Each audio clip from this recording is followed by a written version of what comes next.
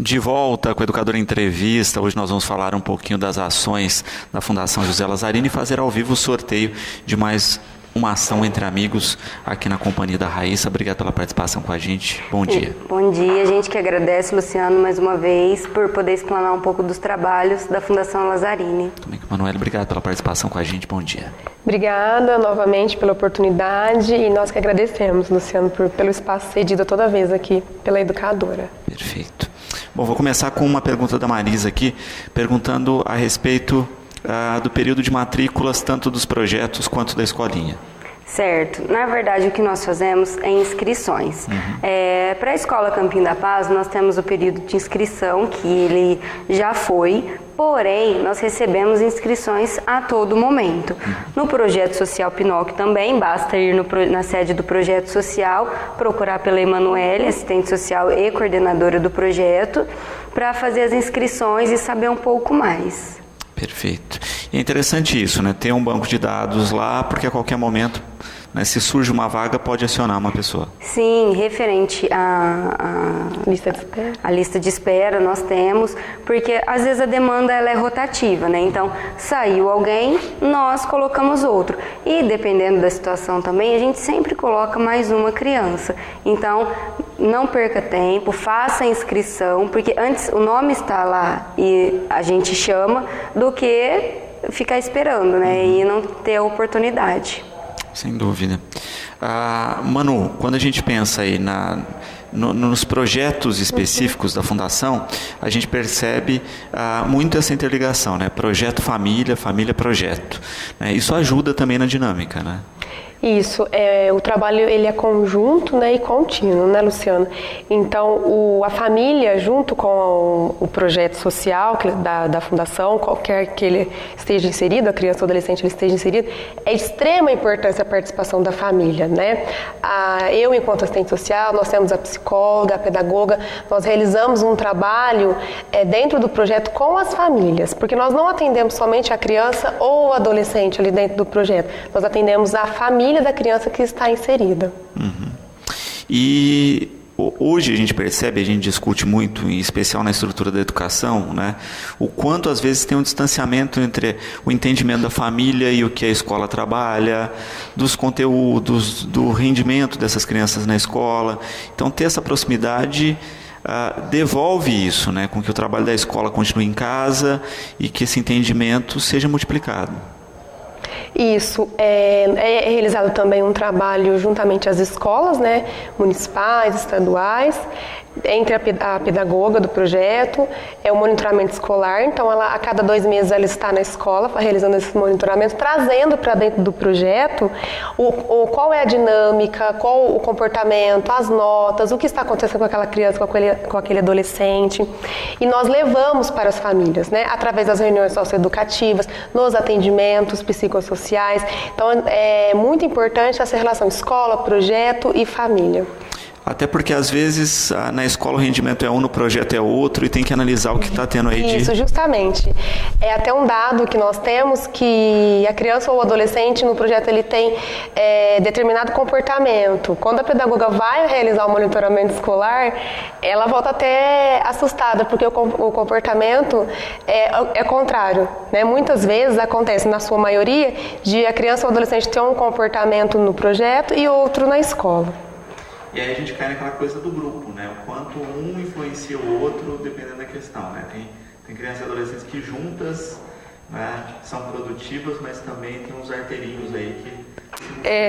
São os famosos pimentinhos, né? Então, assim, dentro da escola, como dentro do projeto também, a gente tenta trabalhar, né, com as questões que os próprios adolescentes, as crianças trazem pra gente, né? A escola faz esse trabalho, o projeto faz esse trabalho, então a gente trabalha com as potencialidades e habilidades. Às vezes é o pimentinho, então vamos tentar trabalhar o que o pimentinha tem de bom, porque ele também tem, né?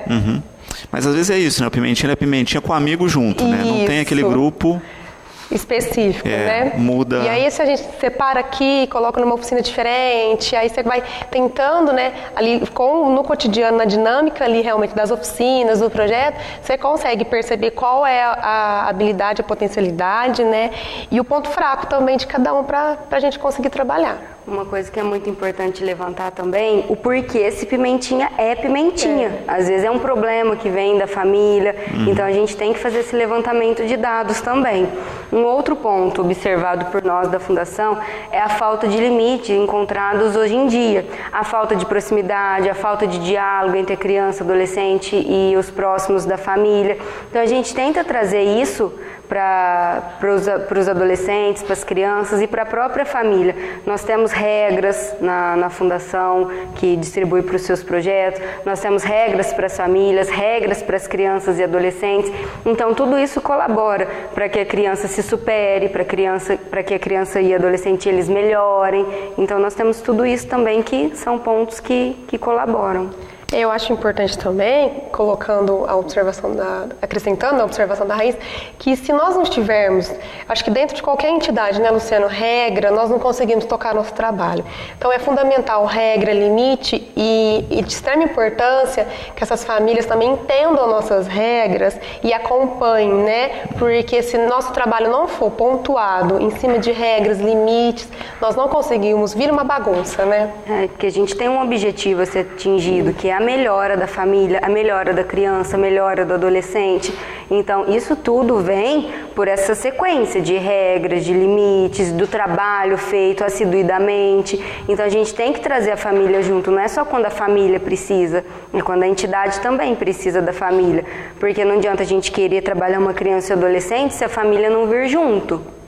Então a gente chama quantas vezes for preciso, então tem tudo isso que conta. Sem sombra de dúvida. Nós falávamos no bloco passado nessa triangulação, né, projeto social, escola e família, e com a escolinha não é diferente, né? A questão é que você perde esse intermediário aí, né? Já é a escolinha, a família diretamente se relacionando. Isso, lá no projeto Escola, Campinho da Paz, projeto social Campinho Movimento, não difere do projeto social Pinóquio, pois o trabalho ele é feito da mesma forma. A única coisa é que as crianças que são atendidas na escola são atendidas no contraturno escolar, que acontece no mesmo prédio. Porém, existe assistente social, psicólogo, que a gente faz esse mesmo trabalho de estreitamento de vínculos entre crianças e famílias. Nós trabalhamos a habilidade e as potencialidades das crianças, nós fazemos esse desenvolvimento todo social, familiar, com as crianças também. Então, assim, o objetivo da Fundação é um só. Aí a gente divide projeto social Pinóquio, aí tem o projeto social Campinho Movimento, escola Campinho da Paz, que são divididos apenas por faixas etárias. E é interessante também ver isso, né, que os projetos nas suas variadas faixas etárias acabam contemplando algumas crianças e adolescentes que passam por esses variados projetos. Sim, o objetivo da Fundação foi esse mesmo quando diminuiu a faixa etária. Quando as crianças saírem do Campinho Movimento com 10, entrarem no projeto Pinóquio com 11, para a gente ter a continuidade do trabalho, para que eles saiam da Fundação com uma idade de 14 anos, já com uma mentalidade diferente, já com o seu potencial já descoberto. Então a gente tenta trabalhar nesse sentido, para que ele saia já formado, com uma consciência cidadã, com uma consciência profissional, com uma consciência familiar, toda formada, estruturada para que ele consiga se descobrir. E de fato, né, se vê exatamente isso, o quanto esse acompanhamento faz a diferença, né, e como o projeto já existe há bastante tempo, já colhe esses resultados práticos, né? Sim, nós já colhemos bastante esses resultados. Por exemplo, quem sai da escola e do Campinho em Movimento já passou em vestibulares de escolas particulares com 100% de bolsa. Então, assim, nós temos grandes resultados na área da educação e também na área social, que foram grandes avanços com as famílias, muitos avanços. Manu, essa relação não só de formação, né, mas quando a gente pensa o projeto, ele trabalha com outro viés, que está ligado à escola, muitas vezes até com as aulas de reforço, com o espaço para fazer a tarefa, mas também com as atividades extra. Agora, no projeto Social Pinóquio, nós pertencemos ao serviço de convivência, assistência social, né? Então, nós trabalhamos dentro das oficinas, né, com as potencialidades. A gente percebe muito, Luciano, as questões das dificuldades escolares que eles trazem para dentro do projeto. Então, os profissionais, todos os nossos profissionais da Fundação, eles são de nível superior Então a gente tenta trabalhar dentro das próprias oficinas com essa dificuldade de aprendizagem deles, né? De uma forma mais lúdica, mais dinâmica, mais divertida, às vezes até fora do espaço do projeto, que é uma atividade que eles adoram muito. Eles perguntam, quando nós vamos passear? Às vezes na própria Praça da Matriz a gente usa também muito dos espaços ali onde está localizado o Projeto Pinóquio, que é no centro. Então pra gente favorece, né, esses espaços. Então a gente trabalha de forma muito lúdica essa questão da aprendizagem deles, e é uma forma que está dando muito resultado também. Perfeito. E é interessante também, né, pensar o quanto essa dinâmica, né, de convivência, porque você tem alunos de várias escolas também, o quanto soma nessas outras relações, né, sai daquela bolha só do ambiente escolar. Eu costumo muito falar com eles que todos os dias nós temos um momento de reflexão, né, tanto com o período da manhã como o período da tarde. Eu falo para eles que lá eles são a minoria, né? Então eles vêm de escolas públicas, particulares, de escolas estaduais, municipais. Então assim, tira um pouco daquela panelinha de dentro do espaço escolar, né? Então a gente costuma trabalhar muito a questão contra o bullying. Às vezes eles trazem questões de bullying que estão acontecendo na escola, porque infelizmente hoje a escola ela trabalha com classes de 50 alunos, né? E lá no projeto a gente tem 50 por período. Então é mais fácil, né, entre aspas, de se trabalhar do que uma sala com um professor, né? Então a gente tem esse plus a mais. Então a gente consegue trabalhar porque você consegue trabalhar todos ao mesmo tempo dentro das oficinas. Falando um pouquinho dessa ação entre amigos, né? São 3 prêmios, né? Primeiro prêmio de R$1.000, segundo de 500, terceiro também de R$500 para ajudar na manutenção dos serviços. Isso, a gente perpassa por uma situação financeira muito difícil atualmente e a gente precisa muito da colaboração da população na compra dos nossos eventos. Nós temos a Prefeitura como um grande parceiro nosso, eles custeiam 30% de todos os nossos projetos, que são 3 no momento. A Fundação atende diariamente 270 crianças e adolescentes e anualmente cerca de 5.000 no programa Bateia.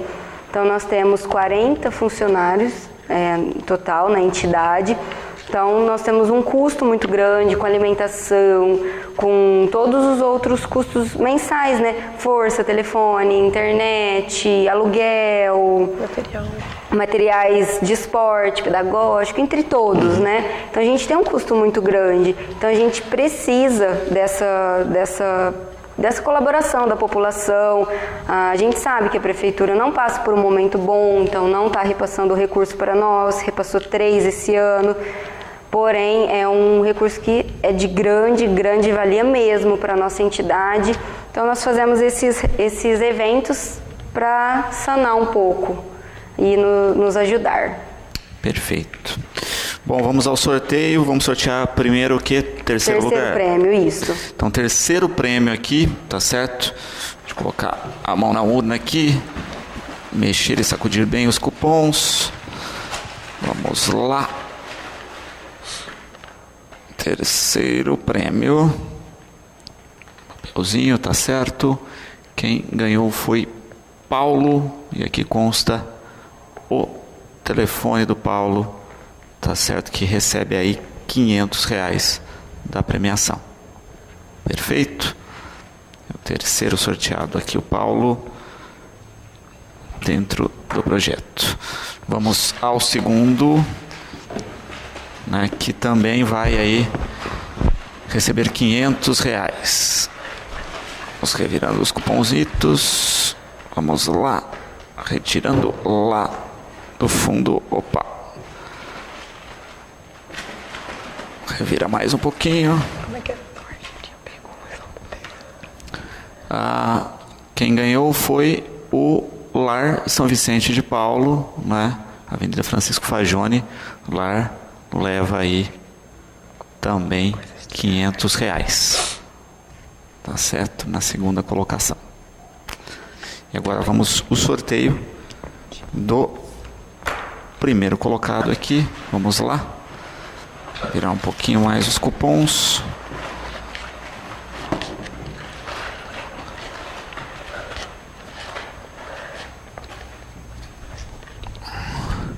quem leva R$1.000, né, foi o Joel, acho que é Joel da Silva. Joel da Silva, primeiro colocado, leva aí R$1.000 dessa ação entre amigos da Fundação José Lazzarini. Sempre, né, a gente percebe também essa questão, né, do quanto as pessoas participam, do quanto as famílias, os próprios funcionários, as famílias das crianças, dos adolescentes auxiliam aí sempre nessas ações, não é? Sim, sempre quando a gente vai fazer uma ação entre amigos, a gente distribui os números para todos os participantes, todos os colaboradores da fundação. A gente ainda faz um sorteio internamente, por exemplo, a criança e o adolescente que mais venderem ganham uma cesta de chocolate, o funcionário que mais vender ganha um vale combustível de R$50, para estimular mesmo, para ficar uma coisa legal entre as entidades, para não ficar só como uma obrigação, uma venda. Então tem tudo isso e realmente todo mundo abraça a causa, nos ajuda na venda e a população comprando. Então parabéns aos ganhadores. Perfeito. Também reforçando aí que todas as pessoas que quiserem colaborar de alguma forma, que não sabem como, podem buscar tanto a Fundação quanto os projetos para se informar como auxiliar. Sim, a Fundação está de portas abertas para quem quiser colaborar, para quem quiser conhecer os projetos da Fundação. Pode nos procurar lá na sede administrativa, na Rua Celso Garcia, 157 Centro, e até mesmo ligar no 3662-1540, que a gente combina uma visita, se a pessoa quiser destinar algum recurso através de transferência bancária, aí a gente combina. Perfeito. Para a gente encerrar aqui, né, eu acho que vale reafirmar isso, né? Só existem projetos dessa magnitude graças às pessoas que colaboram, aos voluntários, enfim, a toda essa rede interessada em realizar essas ações, né, Manu? Isso, Luciano. Se a gente não tiver o apoio das famílias, dos colaboradores, da população geral como um todo, eu acho que a gente não consegue fazer o nosso trabalho. É muito importante essa parceria, né? A gente pode refazer a nossa fala do começo do programa. Parceria é sempre muito importante, de todas as pessoas. Perfeito. Manu, eu quero agradecer a participação, deixar o programa sempre à disposição. Nós que agradecemos, né? O Projeto Social Pinóquio também está de portas abertas, na Rua Celso Garcia 157, só o telefone que muda, né, da sede administrativa, então do Pinóquio é 3662-3977. Eu também queria agradecer a família que mais vendeu dentro do Projeto Social Pinóquio, né, Raíssa? O Eric e o Ismael foram as crianças que mais venderam dentro do projeto, as rifas se empenharam e levaram a premiação também. Perfeito. Raíssa, obrigado pela presença, pela participação e leve o nosso abraço aí a todos os apoiadores, os colaboradores do projeto. Nós que agradecemos a você, Luciano, a TV Educadora, por mais uma vez abrir as portas para a Fundação José Lazzarini, parabenizar mais uma vez aos ganhadores e quem quiser acompanhar as pessoas que ganharam, que venderam rifa, logo mais estaremos publicando no Facebook da Fundação. Perfeito. Muito obrigada. Bom, nós vamos a um breve intervalo. Na sequência, eu converso com o Rice aí, nós vamos falar de mais um projeto. Nós voltamos já.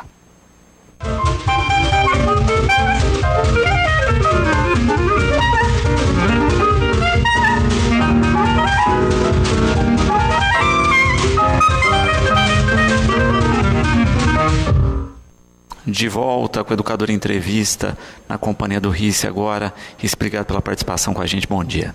Bom dia, Luciano. Bom dia a todos os telespectadores da TV Educadora. E obrigado novamente aí por mais um convite aí de estar conversando com vocês aí sobre dependência química e outros, sempre falando aí.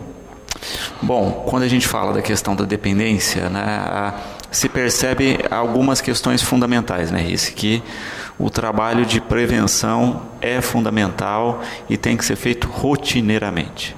Exatamente. E eu estava assistindo aqui, né? Estava aqui esperando aqui na primeira parte. A gente tem um grande exemplo aí da Fundação José Lazzarini, que não deixa de ser uma prevenção, né? As crianças na escola tendo uma educação saudável, todo o encaminhamento, né? para um futuro melhor, né, estável, né, ele vai ficar afastado mais das drogas, né? Então a incidência dele acontecer isso é muito menor. Isso também a gente faz nós fazemos alguns trabalhos, né, junto com o CONSEG e agora com a comissão dos vereadores também em Batatais, fazemos algumas palestras em escolas, né, de prevenção. E a prevenção começa bem aí, começa nas escolas, né? Eu acho que a educação, para mim, teria que ser comentado isso muito mais fortemente nas escolas sobre drogas, né? Como estão falando de gênero, né? Teria que falar também sobre droga, né? Os seus benefícios, os seus malefícios, né? O que causa na família, os transtornos que causam isso na família como um todo, né? Então, parabenizar também aí já a Fundação José Lazarino pelo excelente trabalho que vem fazendo na cidade aí, e acabaram de ser passado agora, e um excelente trabalho, né? E se percebe essa questão, né? Nós temos programas como o ProED, que vão para as escolas, enfim, uma série de ações nesse sentido, mas, e é a pergunta da Júlia, né? O que você acha que leva uma criança ou um jovem que recebe essas informações ainda a fazer uso? Isso é muito variado, né? Isso vai muito de pessoa para pessoa, de indivíduo para indivíduo, né? Mas nós não podemos arriscar. Vamos supor, eu tive essas informações, né? Para quem não me conhece, eu sou um dependente químico em recuperação, estou limpo há 5 anos, 7 meses e 6 dias, né? Depois disso que eu fui virar bombeiro e terapeuta e trabalho na área até hoje, né? Mas eu passei por isso, né? Eu tive todas as informações, nasci numa família boa, né? Mas infelizmente eu escolhi o lado mais estreito, o lado mais fácil, mais gostoso, né? O de assim, e a gente tem uma genética, né? A gente pode falar que é constituído já pela OMS, pela Organização Mundial da Saúde, que é comprovado que é geneticamente passado de pais para filhos, tá? Então a gente tem uma genética. Então a gente tem... Ai, deu um branco. Mas tem uma tendência genética. Isso. Tem uma tendência à genética, né? Tem uma tendência. Então, assim, uma predisposição... Isso, desculpa. Estava tentando achar a palavra, uma predisposição genética. Então, o que acontece? O que dá? Eu nasci quatro irmãos, né? E somente eu fui para esse lado. Meus 4 irmãos experimentamos as bebidas, só eu que fui para esse lado. O que me levou para isso? Os 4 irmãos também teve isso daí, né? Mas assim, quanto mais informação a gente tiver, mais a gente vai diminuindo o risco das pessoas caírem, né, nesse mundo. Mas sim, a prevenção é a melhor saída e é o meio mais barato, é o mais viável de todos, é a prevenção. É muito melhor prevenir do que remediar depois. E isso é importante a gente destacar, né, com alguns tipos de drogas, né? Vamos pensar até no álcool, que é uma droga legal, o cigarro, seja lá qual for. Você tem essa questão da predisposição, ou seja, e se discute isso muito, né? Olha, porque algumas pessoas usam e não se tornam dependentes e outras sim. Tem a questão da predisposição. Mas hoje se fala já de algumas drogas, como é o caso do crack, por exemplo, que as pessoas que utilizam mesmo sem predisposição se tornam dependentes. Exatamente. A predisposição, ela começa justamente no álcool, como começou comigo e com a maioria das pessoas. Começa com a predisposição no álcool, na maconha e direto, e aí vai chegar no crack, né? É claro que hoje a gente está tendo muitos problemas, né? Até começou a tirar na carta, para renovação da carta começou a obrigação de estar tirando o exame toxicológico justamente por causa disso. Motoristas estavam passando as madrugadas usando crack, olha só, né? É pouco ser falado isso, né? Para quê? Para ficar acordado, cocaína. Então, e é amor à primeira vista. Tá? É altamente viciante, né? E o efeito é muito curto, né? O efeito é de 5 a 10 minutos. Então, para ele procurar a próxima dose é muito mais rápido. Então, o amor, assim, a paixão é de pouco custo, é muito rápida, né? E o efeito é pouco, né? Então vamos supor, o álcool, quando você bebe, né, você tem um efeito mais prolongado, né? O crack já não, o crack é um efeito rápido, né? Ele acaba rápido também, então a pessoa procura mais rápido. Então com isso tem a sequência e a abstinência mais rápido e o uso volta ao uso, e esse ciclo se torna muito mais curto e a pessoa se vira dependente conforme muito mais rápido do que uma pessoa que está no álcool ou mesmo na maconha, que vai levemente entrando aos poucos nas drogas, né? E de fato, né, se percebe pontualmente isso, né? A questão de uma gama de drogas oferecidas no mercado, sejam elas legais ou ilegais, e tão nocivas quanto, né? Porque às vezes a gente vê uma crítica da sociedade às drogas ilegais, mas esquecem que as legais estão lá disponíveis e elas são porta de entrada para as outras. Exatamente. Hoje, né, muita gente chega para mim, né, as famílias vêm me procurar muito, pedir ajuda, e de variadas, né, faixa etárias de idade, culturais, sociais, né, e diferentes drogas, né. E aí vem muitas famílias que chegam assim, mas o meu filho ou meu marido, ele só usa o álcool, né? Ele é diferente, ele tem que ficar diferente, o tratamento é diferente. Não, o tratamento é igual para todo mundo.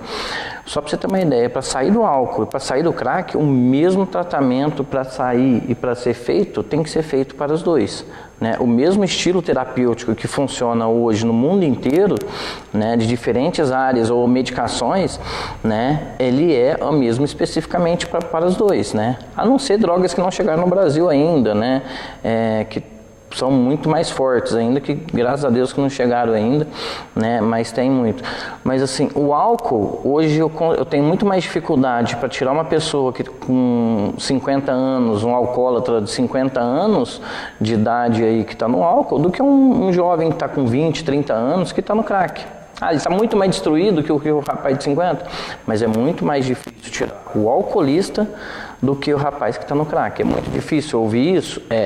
Mas assim, hoje eu falo com números mil, né, de pessoas que eu tratei, que eu estou tratando aqui na cidade mesmo, os alcoolistas hoje eu tenho muito mais dificuldade do que as pessoas que encararam o seu pior pesadelo, que é o crack, tá na rua, né? E isso tem muito a ver.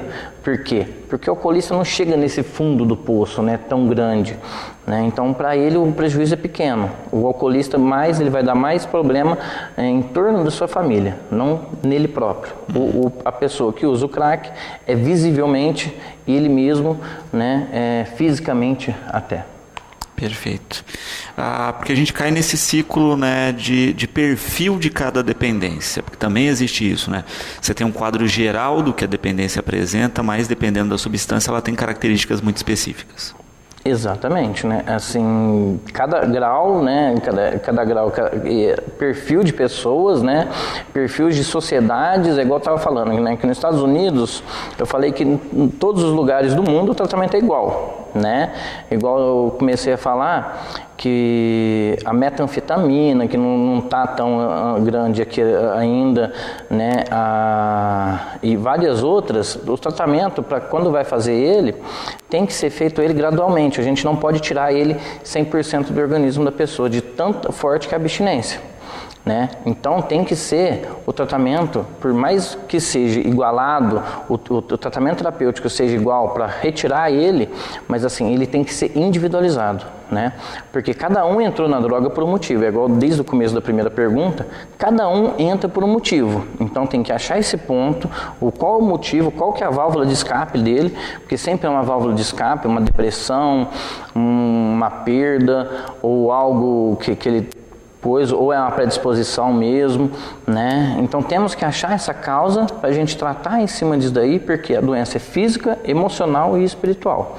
Então a gente tem que tratar esses 3 danos e cada droga age em uma parte do corpo maior que a outra. Então vamos supor, o crack, ela vai muito mais no físico do que no espiritual e emocional da pessoa, né? O álcool já não, né? O álcool não vai muito no físico, mas vai mais no emocional e toda parte da família. Pensar no trabalho das clínicas, né? E é o que o Márcio coloca aqui. Como é que é feito esse trabalho, né? E vamos falar das diferenças mesmo, né? Dos tipos de tratamentos e de clínicas que existem. Existem vários tipos de clínicas, vários tipos de início de tratamento. Então vamos começar pelo mais básico, que é comunidade e clínica, tá? Isso é muito dividido e muito comparado, né? É muito confundido. A comunidade a gente pode pegar aí como exemplo, e um bom exemplo, que é a Comareva de Batatais, né, que faz um excelente trabalho.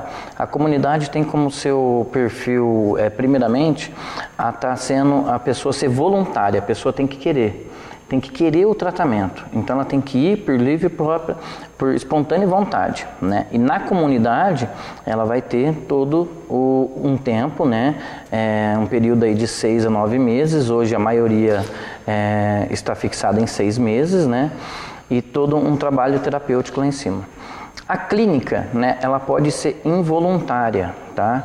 Ela pode receber pacientes involuntários ou compulsórios. Aí tem outra questão também que dividem os pacientes. O que é o paciente involuntário e o que é o compulsório? O paciente compulsório é por ordem de juiz.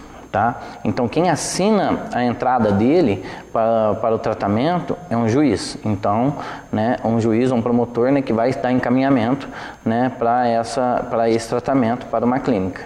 E o involuntário seria uma particular.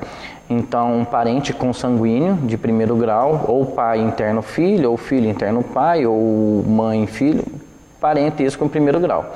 E o que caracteriza essas internações involuntárias ou compulsórias?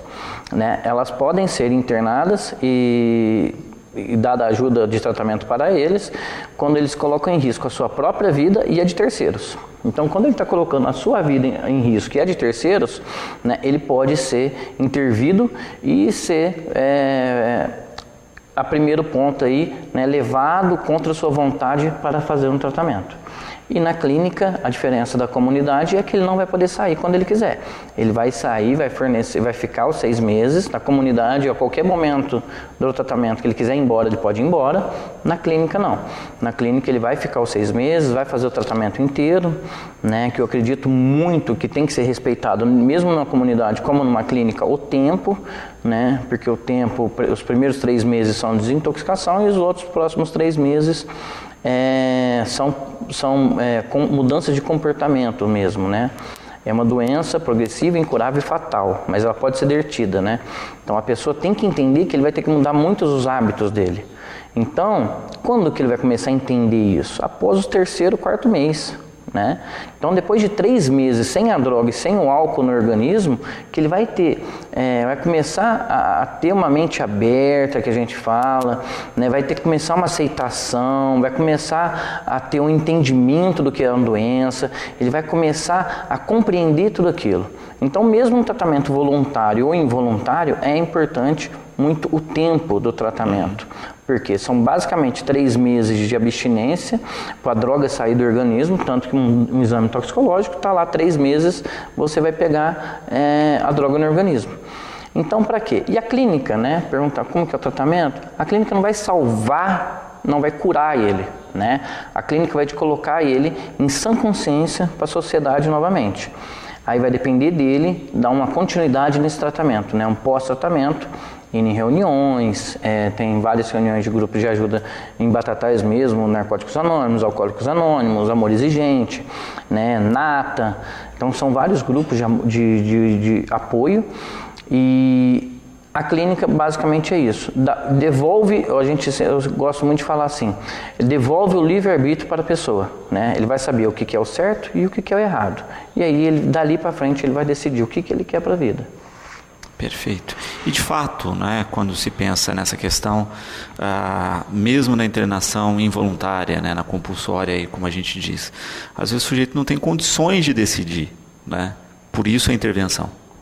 Exatamente. A grande maioria e a grande dificuldade nossa, né, é essa. Né? Vamos supor, eu fui internado involuntariamente. Eu não queria. Né? Eu fiquei 17 anos, dos 13 aos 30 anos no uso. Né? E graças a Deus a minha mãe tomou a iniciativa e salvou minha vida. Né? Ela me colocou involuntariamente, eu não quis ir, eu fui involuntariamente, por quê? Porque eu não tinha essa decisão própria por mim, eu não sabia que eu estava certo, eu pensava que eu parava na hora que eu queria, né? Que eu estava tranquilo, todo mundo estava errado e eu estava certo, né?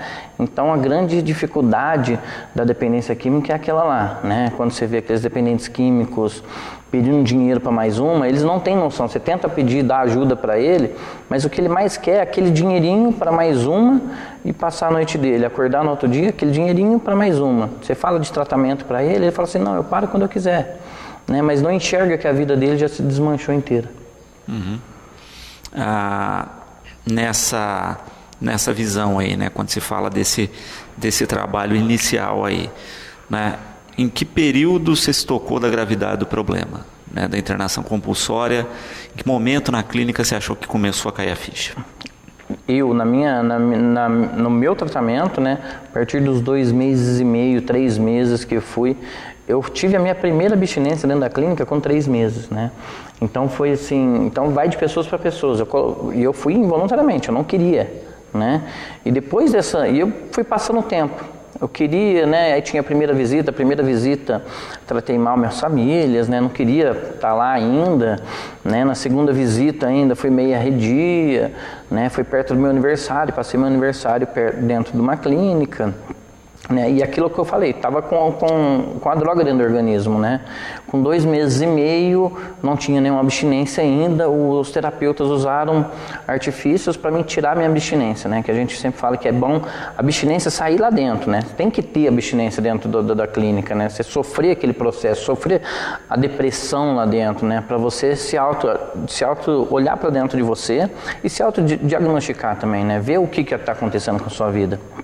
E com 3 meses, de 2 meses e meio a 3 meses, né, que foi acontecer isso comigo, que eu até parti para agressividade, junto com os terapeutas, comecei a ser mais agressivo, até pro dono, em cima do dono da clínica, tive vários problemas lá, né, que aí eu comecei a me acordar e comecei a falei assim, nossa senhora, realmente, né, porque até então eu estava tentando mostrar para eles que eu não precisava daquilo. Então eu conseguia, nosso poder de manipulação do dependente químico é muito grande. Tanto que vocês aí na rua, aí, vocês facilmente, aí vocês verem meninos pedindo dinheiro para remédio, dinheiro para aquilo, né? E você vê várias pessoas caindo naquele conto, né? Facilmente eles contam e era assim né? E eu queria levar, e normalmente acontece isso, né? Vai levando até cair em si, né? E eu fui cair em si lá para o 3º mês que eu caí em si. Terminei meus 6 meses, saí da clínica, não achei o bastante ainda, né? Aí eu voltei a trabalhar voluntariamente para a clínica e fiquei mais 3 meses trabalhando voluntariamente, porque o meu período que eu comecei, igual você falou que eu comecei a me tocar, foi muito tarde. E aí isso é a grande diferença também da comunidade, da pessoa que vai voluntariamente a involuntária, tem essa grande vantagem, né? A pessoa que vai voluntariamente, ela começa o tratamento dela desde o começo. Então, vamos supor lá na Comarev, ela entrou desde o primeiro dia até o último dia dela, que se ela concluir, ela vai estar fazendo o seu tratamento inteiro lá, né? Ela vai estar prestando, vamos supor, igual eu, que fui involuntariamente, eu comecei o meu tratamento com 3 meses.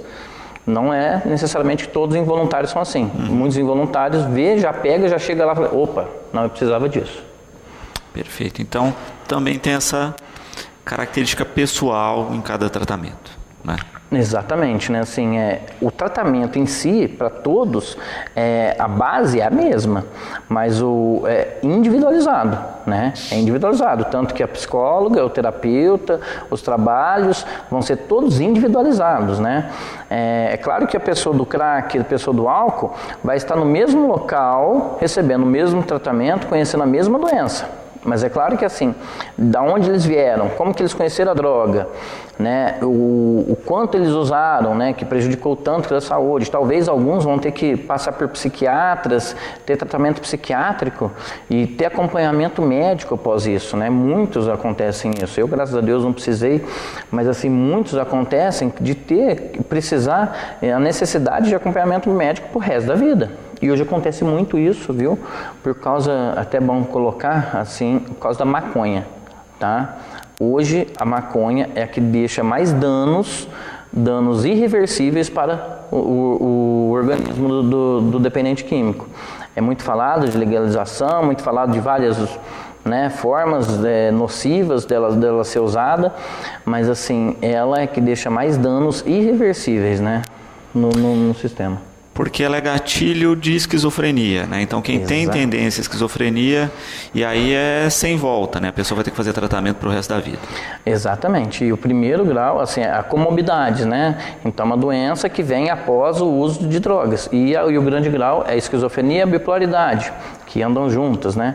Então a esquizofrenia, a bipolaridade, quem já tem uma predisposição para isso, ao primeiro uso da maconha, então a gente vê casos de adolescentes com 17, 18 anos já com casos de esquizofrenias agravados, né? Que ele vai ter que tomar remédio para o resto da sua vida, né? E isso, para ele tomar o remédio e ser estabilizado para o resto da sua vida, primeiramente ele tem que separar o uso da droga. Senão o grau de esquizofrenia dele vai aumentar, né? E isso só vai piorar. Então, e por quê? Muita gente fala assim, a maconha mata os neurônios, né? Vamos deixar assim bem claro, não sou nenhum médico aqui, mas assim, uma coisa bem simples, ela mata os neurotransmissores, né? Os neurônios estão lá, só que mata os neurotransmissores, os neurônios ficam sem conversar um com o outro. Então você imagina aí, eles são irreversíveis, são danos que não tem como você religar um neurônio com o outro. Então é onde fica a pessoa com déficit de atenção, esquizofrenia e várias outras doenças aí. Quando se fala, né, da questão específica do tratamento, o Wagner coloca uma questão interessante, né, que é isso, a pessoa foi lá, ficou internada, teve o período de tratamento e volta para a rotina, né?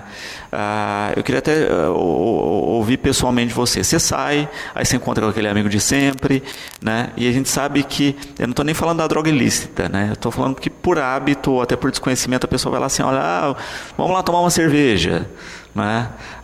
Isso é um complicador na rotina e que às vezes as pessoas nem se tocam que estão complicando a vida do amigo. Exatamente. E isso, o mais difícil ainda é dentro de casa, dentro da própria família, né? Eu não preciso ir muito longe não, tá?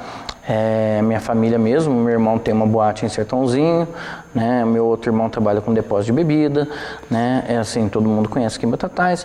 O que acontece? Assim, eles fazem o uso da, desculpa aí da palavreado, da cerveja dele, mas que para mim é uma droga, entendeu? Para mim a cerveja, o álcool é uma droga, né? Na verdade é uma droga para todo mundo, só que no teu caso a dependência é maior. Para mim, você foi perfeito a sua colocação, mas para mim eu não posso, vamos supor, eu falo com meu irmão, assim, eu falo assim, você tem uma biqueira para mim, entendeu? Eu não posso. Eu não posso, entendeu?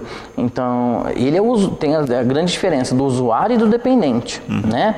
Então, essas pessoas que chamam, que eu acabei falando dos meus irmãos que me chamaram para beber várias vezes, tal, eles são usuários de cerveja, né? E eu já não, eu sou um dependente da cerveja, dependente do álcool. Eu tive essa predisposição e me tornei escravo disso.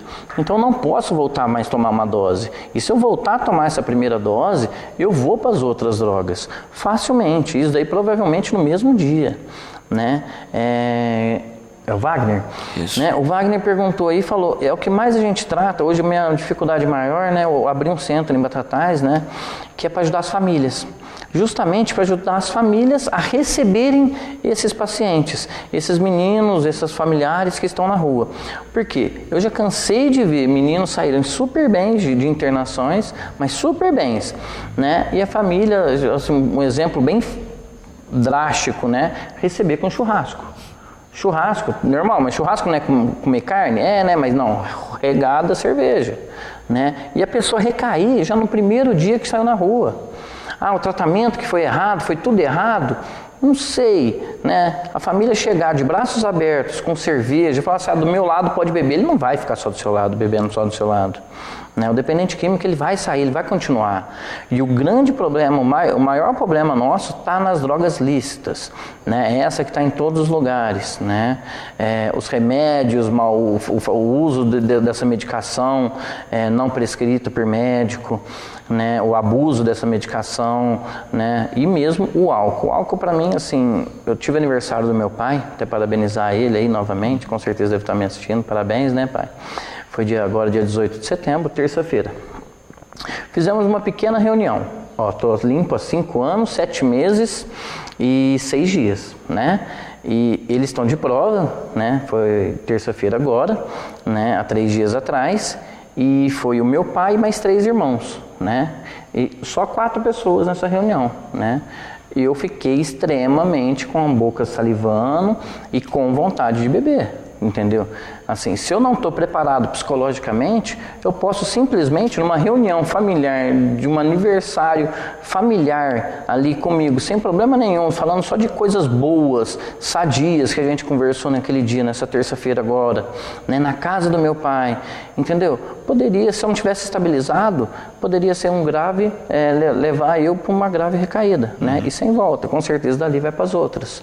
Então, a importância da família, igual eu ouvi também a pessoa do Fundação Lazzarini falando ali, não adianta só dar educação para os filhos ali, se a gente não ajudar os familiares, né, a estar recebendo, como que estão os pais dessas pessoas? É a mesma coisa, né? Como que estão essas famílias, como que vão receber? Como que essas famílias vão receber? A minha família, eu falei que essa semana agora eles beberam perto de mim, mas só foram agora, tá? Agora depois de 5 anos, que eu tenho uma habilidade um pouco maior. Mas mesmo assim, faz 5 anos, 7 meses que vocês não me veem em baladas, não veem eu em lugares com facilidade de uso da bebida alcoólica, né? Uhum. Porque de fato é isso, né? Não é só uma mudança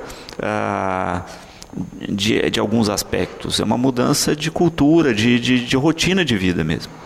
É uma doença assim, ela é totalmente comportamental. Tá? Então eu tenho que mudar o meu comportamento, né? Então ela é multidisciplinar aí, né? A gente fala assim, eu até falo que o problema da dependência química, né, não é de polícia, né? Ela é um problema social, né? Então, como que eu volto? Para voltar para a sociedade eu tenho que mudar o quê? Os meus comportamentos, né? Tudo nele, né? Mudar meus amigos, infelizmente, pelo menos assim, não vou deixar de conversar com aqueles amigos, mas eu vou deixar de frequentar os lugares que eu ia com eles, né? Infelizmente, trocar de ambientes, né? Não vou nos mesmos ambientes que eu ia antes, né? Apesar de ser ambientes aqui para Batatais, sadios, não tem nada ilegal lá, mas eu não soube aproveitar esses ambientes. Né? E eu não soube aproveitar esses ambientes. Então eu ia lá, bebia, usava o uso excessivo da droga ilícita, né? Na população aí, né? Mas para mim é a pior das drogas, né? E depois eu ia fazer o uso das outras drogas, né? Então eu não sabia fazer isso. Então o que eu tenho que fazer? Comportamento, né? Eu tenho que mudar hábitos, mudar meus lugares de ativa, mudar hábitos, lugares de ativas e pessoas de ativa. Uhum. E muitas vezes está aí o problema da recaída, né, na rotina das pessoas, e a gente acaba vendo isso. Quando se bate um papo, conversa, é exatamente isso. E por isso que é bom o trabalho com a família e às vezes até com os amigos mesmo. A gente vê pouco isso, né? Poucos amigos tentarem entender o processo, né? E aí fica uma dica também para as famílias, né? Olha, tá com um filho internado, tá com um parente em uma clínica. Quando os amigos forem visitar, né, passem essas informações para os amigos, né? Então, olha, quando voltar, vamos tentar alterar essa rotina. Chamem para sair, mas chamem para sair em lugares longe dessa questão do álcool, enfim, de qualquer outra droga presente, né? Não, exatamente, Luciano.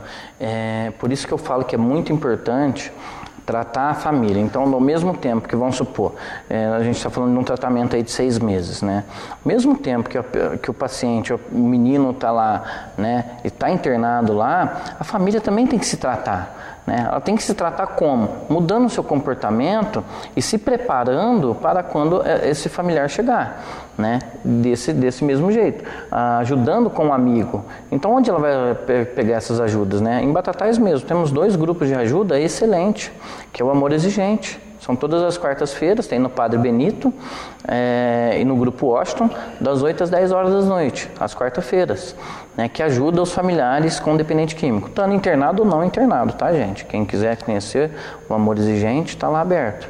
E eu tenho um grupo também, né, que é de quinta-feira, que é na Rua Coronel Joaquim Alves, 448, né, que aí eu ajudo as pessoas que já estão internadas, que estão sendo internadas por mim.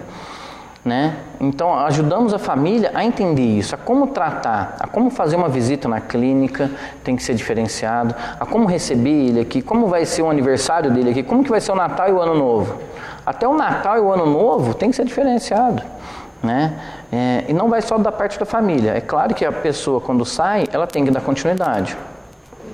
Eu mesmo, quando eu saí, eu procurei um grupo de ajuda, né?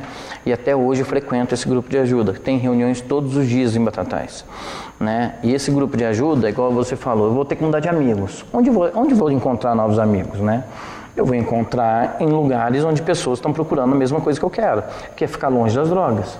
E o melhor lugar para mim achar esses amigos novos são os lugares onde tem grupo de apoio. E temos vários grupos de apoio em Batatais. Perfeito. E de fato, né, é um trabalho contínuo, né? Eu tenho um amigo que diz exatamente isso, é um tratamento de diabetes, é para a vida toda. Exatamente. A diabetes, assim, você falou a palavra-chave que a gente usa muito, é a diabetes. Por que a diabetes, né? Você não usar a diabetes, você simplesmente controla ela, não usando o açúcar, controlando o açúcar, você vai estar controlado, vai ter uma vida legal, melhor que muitas pessoas aí pro resto da vida.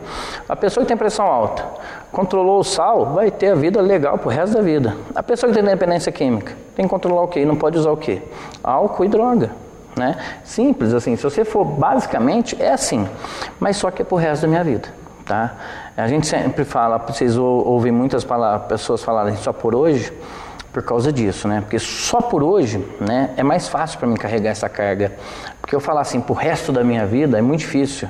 Então, né, em várias literaturas aí de vários grupos de apoios, né, tem só por hoje eu não preciso usar nunca mais.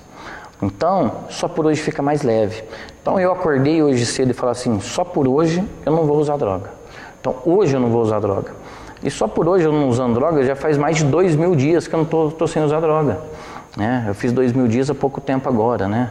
Então, esse diário, né? Esse dia a dia me facilita para me enfrentar o dia a dia. Mas é simples. Se a pessoa entender que ela é um doente, igual eu encarei na primeira vista, na hora que me falaram a palavra doença para mim, eu assustei muito, né? Porque eu doente nunca. Mas depois, na hora que eu acostumei com isso, ficou mais leve para mim. A carga ficou mais leve, né? Eu sou um doente, vou me tratar. E se eu tivesse outra doença, eu não ia me tratar? Então vou me tratar, né? Então vou me tratar. Como que tem que ser tratamento? Eu não posso usar droga? Então não vou usar droga. O que eu preciso para não usar droga? Isso e aquilo. Hoje eu tenho certeza que eu vivo bem melhor que muitas outras pessoas que não têm essa doença. Entendeu? Então, assim, é só colocar isso na vida, mas assim, diariamente, porque é uma luta diária. Nós falamos muito dessa questão do tratamento, do pós-tratamento, né, que é tão importante quanto, falamos da prevenção, e o Eduardo coloca aqui uma questão que também é interessante, né? Como é que fica a questão desse tripé aí, né, que é a questão da prevenção, do tratamento, mas também da repressão, né, a questão das drogas. Ele pergunta, o acesso hoje não está muito fácil? Isso também não é um problema? Exatamente, né? O acesso às drogas está muito fácil, né? E infelizmente a gente está vendo aí que eu nesses 5 anos, cada vez que passa, está cada vez mais fácil, né? Falando de mim, quando eu comecei no uso de drogas há 17 anos atrás, né? Eu tinha que ir em Ribeirão Preto para buscar, né? Alguma coisa, né? Quando eu queria alguma coisa diferente, eu tinha que mandar vir de outros estados, né? Hoje em qualquer esquina tem, né? Hoje cada vez mais está mais facilitado. Essas drogas que eu falei que tem nos Estados Unidos, que ainda não tem no Brasil, infelizmente logo vai estar chegando, né? E se não tomar medidas para estar fazendo isso, né, a gente vai estar facilitando muito mais. Mas quem somos nós, né? Como eu venho aqui, eu, Luciano, né? A gente vem aqui para tentar ao máximo assim, a prevenção para a pessoa não chegar nesses lugares, porque os lugares estão ali, né? Não adianta nada só falar só da biqueira, só do traficante, só daquilo outro. Por quê? As pessoas estão se embriagando em bares, né? Crianças estão começando a beber bebidas alcoólicas e ficando embriagadas aos 12, 11 anos de idade, né? E são em bares ou dentro da própria casa, né? Facilidade, dificuldade, a repreensão tem que ser feita? Tem, Tem que ser feita, mas tem que começar dentro dos nossos lares, eu acho, principalmente. Se a repreensão começar dentro dos nossos lares, eu tenho certeza que a pessoa, se ela não mal tomou cerveja, se mal tomou um álcool dentro de casa, ela não vai querer procurar uma droga mais forte na esquina, né? Mas se ela começar a motivar, sendo motivada, que para precisar ser alegre, ela tem que se alcoolizar, ou se embriagar, ou se iludir com alguma coisa, né, dentro de casa, com certeza vai ser difícil. A repreensão tem que ser feita, né, mas eu acho que assim, a medida para nós, ou pais, obrigado pela pergunta, Eduardo, né, tem que ser feita dentro de casa, porque assim, você está vendo os nossos políticos hoje. Quantos políticos, quantos candidatos, quantos a presidente, a governador, senador ou deputado que você ouve falar nas suas campanhas políticas para falar campanha sobre para ajudar o dependente químico, ou campanha das drogas, né? Fala-se muito da repreensão, fala sim, mas ninguém nenhum fala sobre o tratamento, né? Ninguém nenhum fala sobre o tratamento, fala da repreensão da droga, vamos prender, vamos fazer isso. Gente, mas quanto mais você prende, mais está na rua. Então eu acho que essa repreensão tem que partir de casa, né? Tem que partir da educação. Como aproveitar que hoje a gente tivemos a Fundação Lazzarini aqui, começar ali, em cada lar, né? Que em cada lar se repreenda, que ensina os seus adolescentes, as suas crianças, a que a droga não é um caminho. Porque sim, ela está em cada esquina, né? E muitas vezes dentro das nossas próprias casas. E de fato, né, a gente tem uma questão aí dentro dessa rotina de construção, como a gente falava, e é o que a Miriam coloca, né? Muitas vezes, infelizmente, até por uma questão cultural, o primeiro contato com as drogas é dentro de casa, né, com o álcool. Exatamente. Falando de mim novamente, eu gosto muito de falar de mim, tá, gente? Quando eu trato meus pacientes, quando eu converso com alguém para tentar ajudar, é sempre isso. Eu tive meu primeiro contato com droga, com álcool, né? Igual no começo a gente falou do crack, né? Dificilmente você vai chegar a ver uma pessoa, crack, eu vou lá experimentar que isso. Não, porque todo mundo sabe que o tão destruidor que é. Então ela começa por onde? Pelo álcool e dentro de casa, né? Eu comecei, com meus irmãos as diferenças eram menores, e a gente foi de idade de 3 anos a 4 anos de diferença, então eu comecei a beber cerveja com eles, né? A cerveja não foi suficiente, fui para uma cerveja mais pesada, um álcool mais pesado, um álcool etílico, álcool destilado, né? O destilado não foi suficiente, meus irmãos continuaram no álcool e no destilado, eu não, para mim não foi o suficiente, porque eu tinha essa predisposição, e não tem como a gente adivinhar quem tem essa predisposição ou não. O único jeito é não tomando a primeira dose, indicando e falando para nossas crianças que evitem isso ao máximo. Uhum. E a gente construir uma mudança de sociedade nesse sentido seria uma coisa bem mais eficiente, né?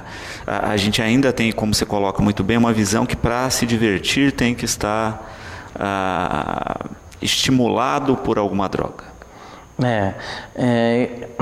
Por isso que cai muito assim a mudança do conceito, né? A gente tem que ter um conceito diferente. Eu só fui ver que eu consigo divertir na hora que eu parei, foi duro no começo, depois eu chego e falo assim, gente, para que eu precisava disso, né?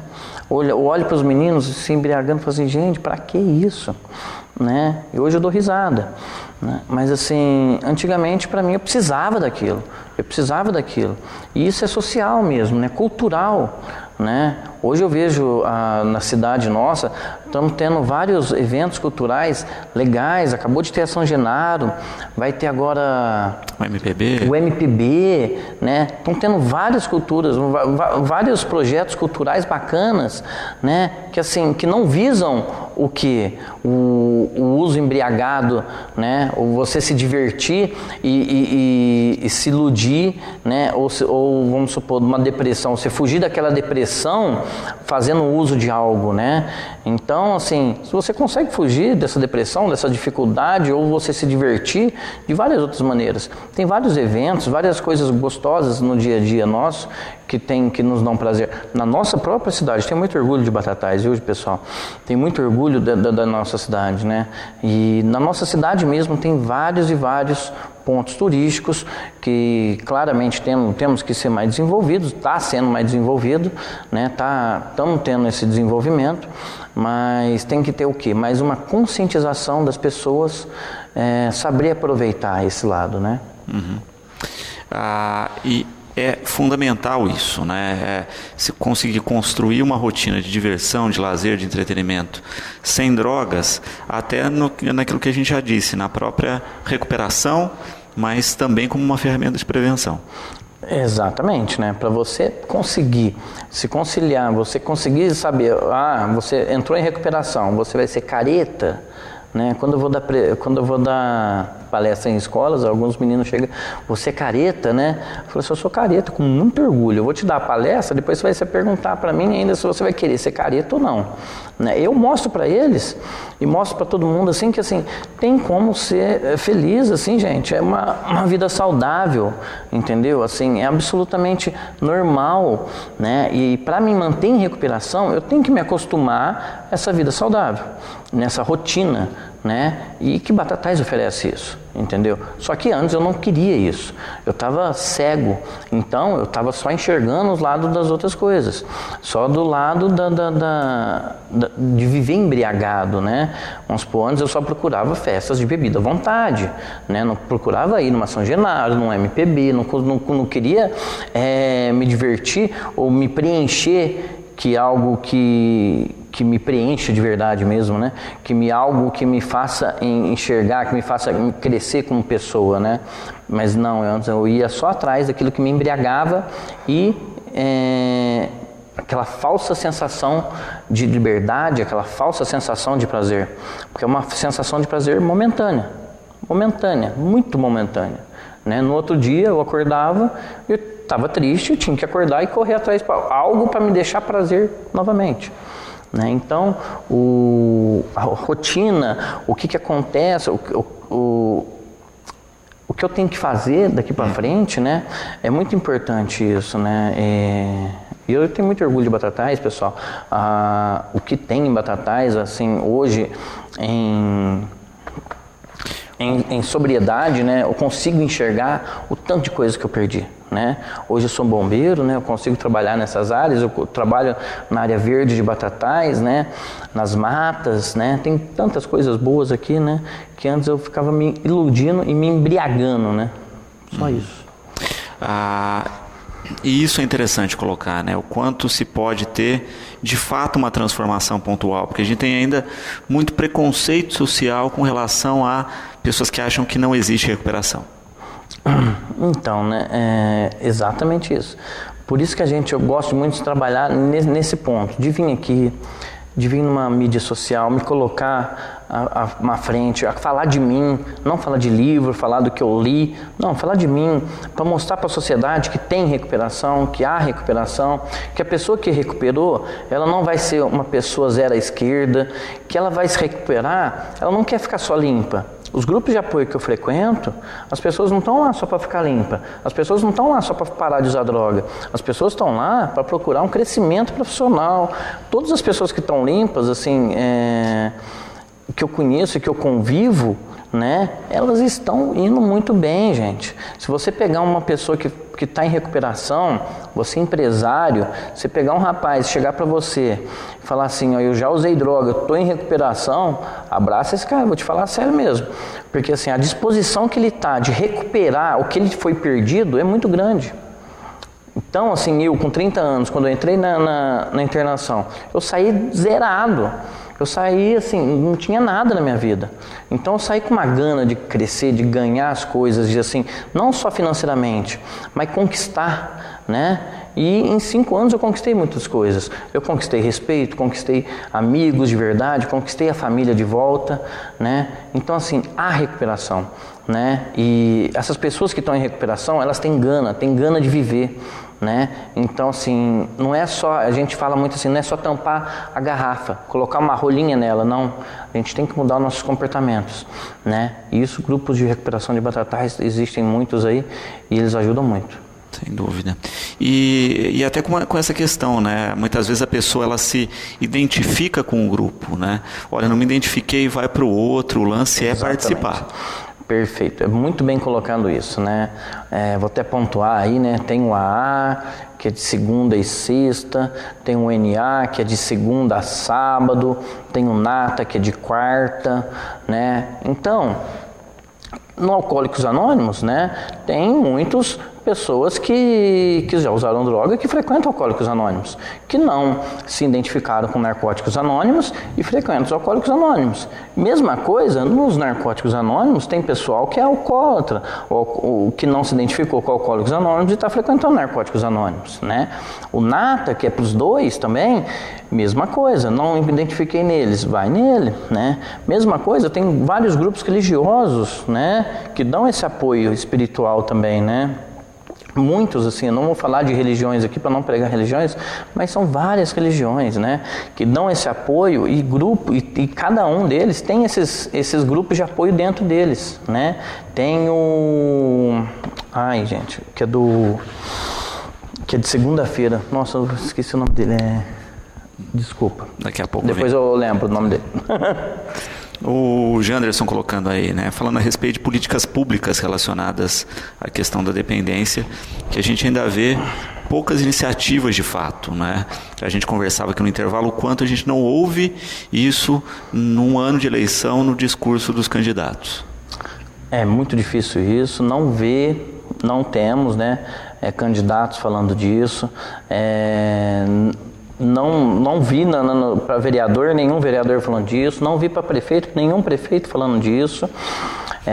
E eu já ouvi da boca de prefeitos, não de Batatais, tá? Deixando bem claro isso. O prefeito de uma cidade vizinha, né, que estava sendo instalada lá uma clínica muito boa, né? E foi fechada essa clínica porque o prefeito falou assim: eu não quero essa clínica aqui, uma clínica que tinha vindo de São Paulo, porque falou assim: eu não quero a minha cidade sendo vista, que a minha cidade tenha drogado. Né? Então, a visão pública, a visão dos políticos hoje, né, eles querem mais assim, não generalizando, é claro, né? Mas assim, muitos assim, só tá limpando, né? Vocês já ouviram aí várias vezes falando assim: vamos limpar a praça lá do Central Park, da Vila Lídia. Limpar, né? Como assim limpar? São pessoas, né? Não tem como limpar pessoas, são vidas. O que eu tenho que fazer? Eu tenho que tratar aquelas pessoas. Eu tenho que dar um meio de como tratar elas. Como que eu vou tratar elas? E aí cai naquele pedaço que a gente falou: individualização. Cada caso é um caso. Cada caso é um caso. Eu quero agradecer a presença. Infelizmente nós não temos mais tempo, mas deixar o programa sempre à disposição para a gente reforçar esse bate-papo e esses conceitos.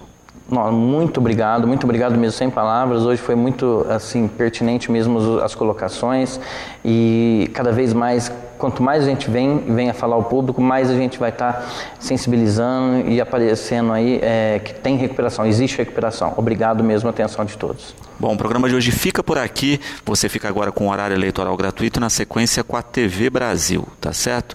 Não se esquecendo que às 18h30 tem Cidade na TV. Amanhã quem apresenta o programa é nosso companheiro Antônio Claré, e eu volto na segunda, como sempre, logo após Fique Sabendo, com mais um Educador em Entrevista.